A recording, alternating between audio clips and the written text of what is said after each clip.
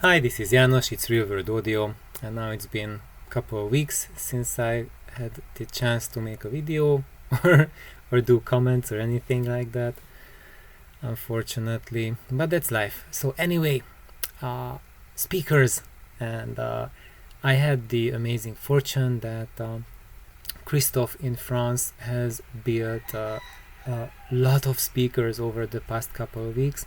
And he did absolutely gorgeous work. So he built La Grande. Actually, he built several different versions of La Grande, and he also built the Voigt pipes with the Seaz driver. So, and also in addition, I will go through it, he also tried the Seaz in the La Grande cabinet as well. And I'm pretty sure I'm going to get comments which Seaz driver it is, and I'm going to give you homework to find it out. It's that Seaz driver that I've mentioned in my past couple videos. So go back in my timeline, go to my channel homepage and look it up. To be actually, I myself have forgotten which model number those Seaz were, so for you it's going to take as much time to look it up as it would for me. And then what Christophe has shared with me is that he absolutely loves La Grande. They really live up to the promise. They are kind of special little speakers, and but with both of these drivers he noticed that he needed some little extra tweak to make them work well in his room and with his system and to live up to the promise. And that's why I'm making this video, really. Firstly, because I haven't really had a chance to answer to Christophe's emails properly yet. And the second is to share his experience that he put an RLC filter on the drivers, which means an inductor, resistor and a capacitor in series, and you put it between the positive and negative terminals, and it acts as a little filter to equalize the output. And in my previous videos, I was recommending for people not to use this because that's how you can get the most out of recorded music, but you can only omit that or not go that way when you have a perfect source. Perfect, and under perfect I mean perfectly matched, perfectly balanced connectors, perfectly balanced cables, and perfectly balanced room acoustics. If in any of these you have some major issues, then an RLC network or a Zoba filter would benefit you. And there's Gabor Ozorai. He has been designing such network Zobas for single drivers, and he has reported really a lot of success with that, and he knows a lot of people who are very happy with the Zobas, and it's a major upgrade in a lot of situations. And in Christophe's situation it was also a lot of improvement, and especially because for La Grande their output level, the SPL you can play them at is kind of low, and that's because we have these tiny drivers and we are making them to work quite a lot more full range than drivers of this size. Full range drivers of this size are capable to work, and the price to pay for that is that we do not have the cone excursion for these tiny drivers to produce very high levels at very high SPRs. And it's not just that, but also we are tasking them to produce low frequencies and high frequencies, and when we are running out of the excursion in the bass, that actually is going to impact the high frequencies. So when you run out of excursion with single drivers, you are not going to notice it as the bass getting compromised, even though it's the excursion of the bass that's creating the effect, but you are going to notice it because of that, because of the high frequencies getting messy and getting combobulated.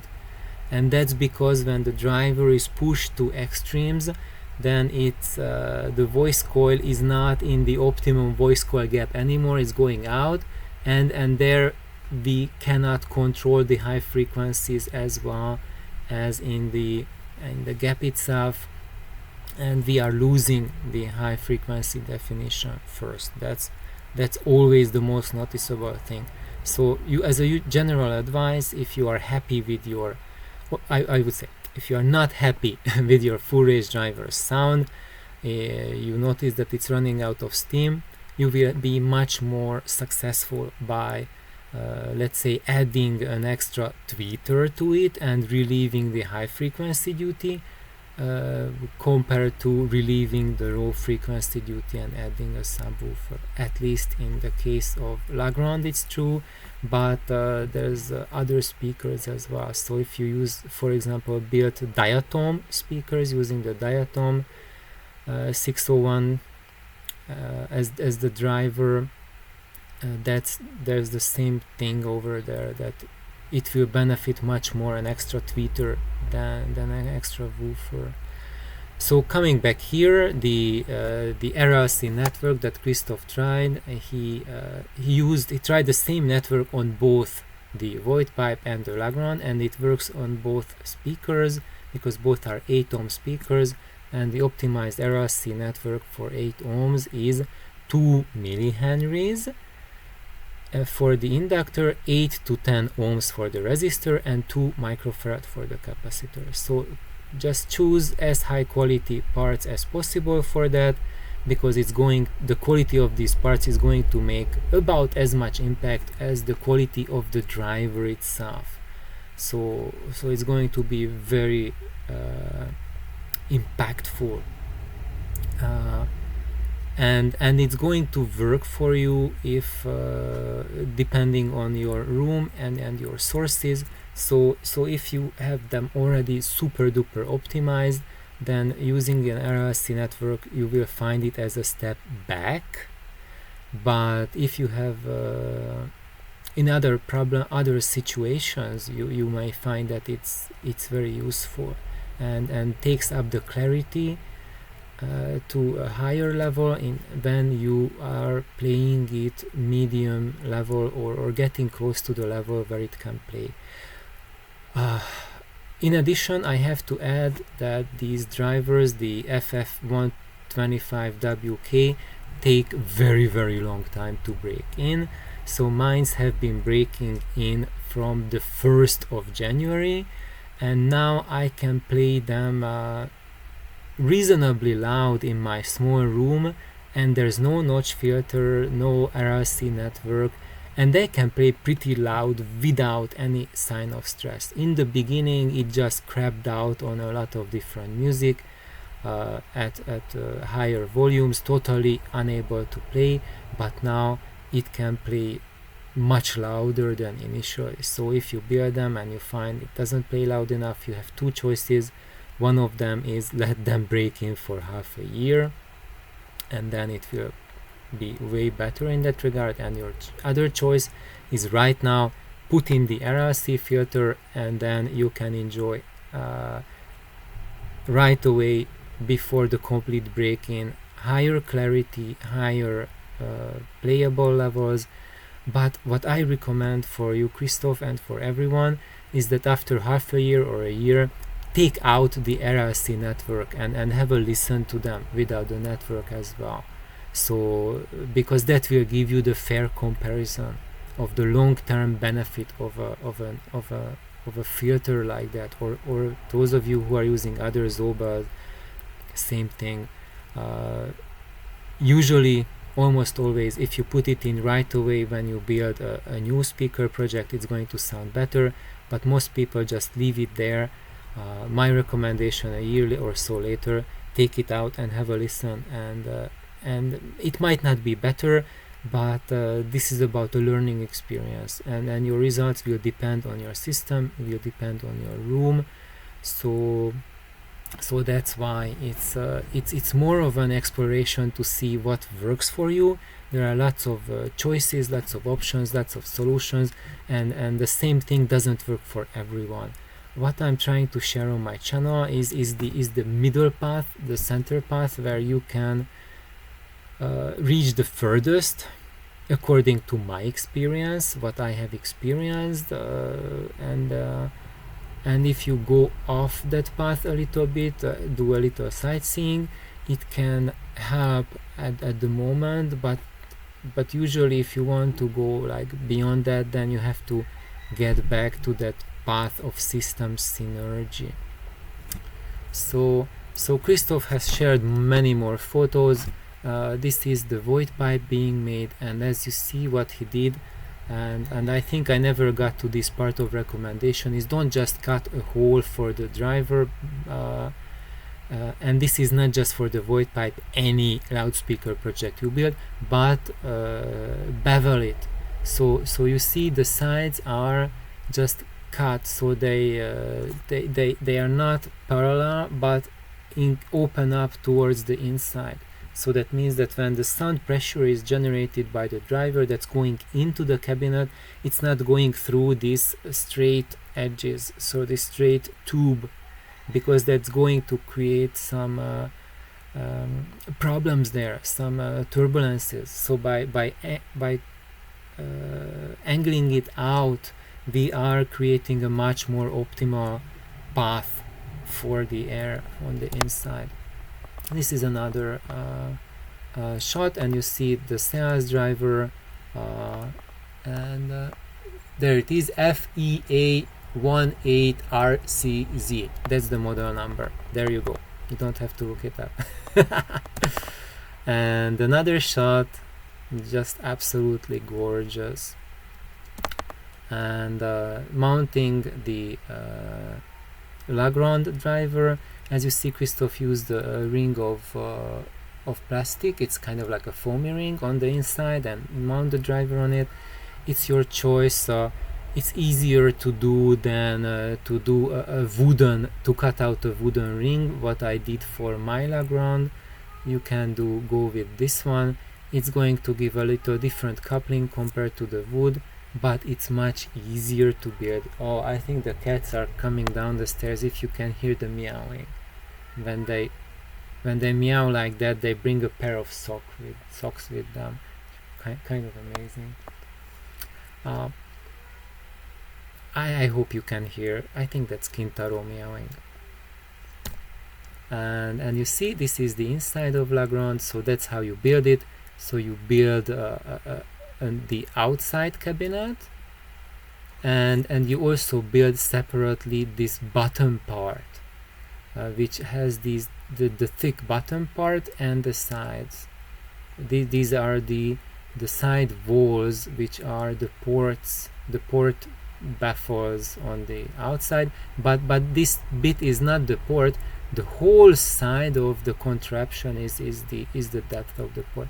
And as you see, Christoph put an extra piece of wood on the inside and clamped them together, so that when it dries, he glued them. As it dries at a right angle, and it does not move away and becomes wonky.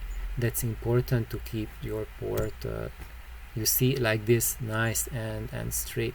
So after it has glued, like you glue it overnight, you have the clamps on overnight, and then you see they will be nice and straight. If they are not nice and straight, the tuning frequency will be different of the cabinet. So and as you see, he rounded the corners here, and he rounded it there, So these are some things that are taking the basic Legrand toward the grown-up Legrand, the refined Legrand, that makes the airflow more optimal. And you can make it even more optimal by adding a little bulge here to make this not just like a tight turn, like a U-turn, but make it a roundabout. so that then the air turbulence of the air that's moving in the port and going into the cabinet and just exploding, or big air just getting squeezed into this tight port, it will be a much more gentle change of the air pressure and air speeds than a tight turn. It's just like when you are driving a car, when you have to make a sudden U-turn, you have to slow down and then make the turn very slow. If you have a roundabout, you can take that roundabout at a much higher speed. Same thing for the air. And just don't forget, guys, that in the speaker cabinets, when we are making sound waves, the air moves at the speed of sound. So whatever we are designing, it's impacting at really high speeds. So you really have to think in your brains when you think about how things work and what would be an improvement. Think about airplane industry. So what people are doing on airplanes to make them more aerodynamic. You kind of can go to those extremes and use those airplane examples, airplane industry examples, to optimize how it sounds.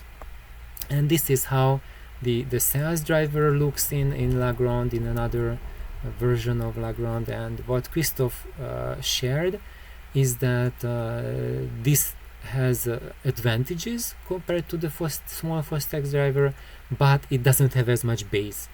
And that's because the cabinet, even though the driver is bigger and potentially can have much more bass than a smaller driver, but this cabinet volume is just too small for it, so it will not develop that bass. So you need something bigger. And what Christophe was doing, he came up with an amazing design, and look at that, for this driver, a much bigger cabinet. And the design of this cabinet is similar to my Voice of Lancelot, was inspired by that. And Christophe said that this cabinet here, this has like tremendous bass compared to Legrand. It really has a very mature sound. And why I'm showing it, because I'm going to share a few advices on the cabinet, is that Christophe is planning to add extra boards as resonator panels to the side, but the cabinet is already thick enough, so if we are adding extra panels to that, they won't behave really as resonators, but they will be extra dampenings. So they will dampen the cabinet much more. So what I would do with these is that I would just add some really light tuners and not some heavy dampeners, and those light tuners would just help to channel the winds inside the cabinet, and also help to modulate the resonance of the side panels. And to modulate the resonance of the side panels, you just need to add Helmholtz resonators. That's the same thing that we do with the driver cone itself. Just if you add just a piece of tiny sliver of a tape to the cone, that will act as a Helmholtz resonator, and instead of the driver breaking up into crazy breakup modes, it will be just have a symmetrical breakup mode with that tiny, almost negligible weight added to it. The same thing is happening also to the big cabinet walls. So what I would do is like here, this is one area where you can add to the inside resonator. Here the front large panel bit, another one, and you can add also one to here to the back side, and I would suggest to add them on the inside. And what kind? Like this. So like a piece of wood, like a long piece. This is something like 1 centimeter by half centimeter, and use the half centimeter part to glue it to the panel itself. And then the top, you can round it down so it's not square, but it's like a fin. So basically adding a fin, and it has a similar effect to the sound as the bass bar of the violin. So basically that's what you are doing, adding the violin's bass bar. And that's the same thing in violin. It improves structural integrity and also helps to distribute the resonances, the sound pressure inside the violin cabinet.